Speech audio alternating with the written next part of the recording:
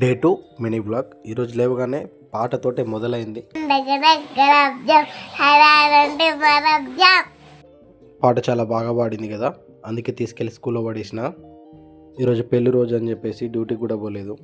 దగ్గరలో ఉన్న శివాలయంకి వచ్చామండి. టెంపుల్ అయితే చాలా బాగుంటుంది ఇక్కడ. ఈ లొకేషన్ ఎక్కడో మీకు తెలిసే కామెంట్ చేయండి. అదే టమాటా చట్నీ, అదే దోశ, అదే నిన్నటి సాంబార్. ఈరోజు ఏమైనా స్పెషల్గా చేయాలంటే నీకు ఏం కావాలో చెప్పు చేస్తా అని చెప్పింది.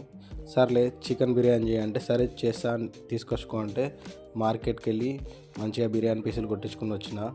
చికెన్ బిర్యానీ చేయడానికైతే దగ్గరుండి ఉల్లిగడ్డలు కూడా కోసిచ్చిన. ఆ తర్వాత బిర్యానీ వేసి ఇచ్చింది. అది బిర్యానీ అయ్యే లోపల అన్న సినిమా చూసుకుంటున్నా. ఆ లోపు బిర్యానీ రెడీ అయిపోయింది. బిర్యానీ టేస్ట్ మాత్రం సూపర్ ఉంది. ముక్క కూడా మిగలకుండా మొత్తం ఖతం చేసిన. మంచిగా ఒక స్లీప్ వేసిన, కళ్ళు మూస్తే పడుకున్నా. ఆ లోపు మళ్ళీ వచ్చింది, మళ్ళీ పాట స్టార్ట్ చేసింది.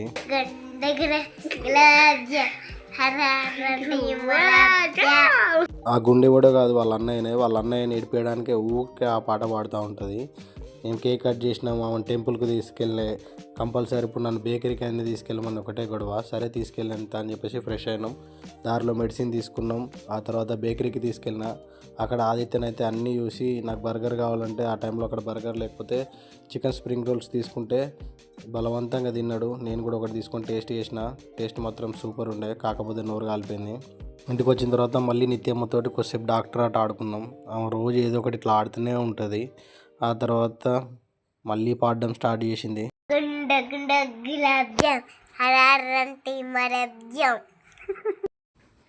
నైట్ చికెన్ కర్రీ చేసుకొని కొంచెం ప్లెయిన్ రైస్ వేసుకొని తినేసిన. తిన్న తర్వాత కొంచెం సేపు టీవీ చూసి ఆ కేక్ మొత్తం నేనే తినాలి. అది పిల్లలు తింటే మళ్ళీ వాళ్ళ పడదని చెప్పి నాతోటి బలవంతంగా తినిపిస్తుంది. ఏటికైతే ఇంతే ముచ్చట. బాబాయ్, గుడ్ నైట్.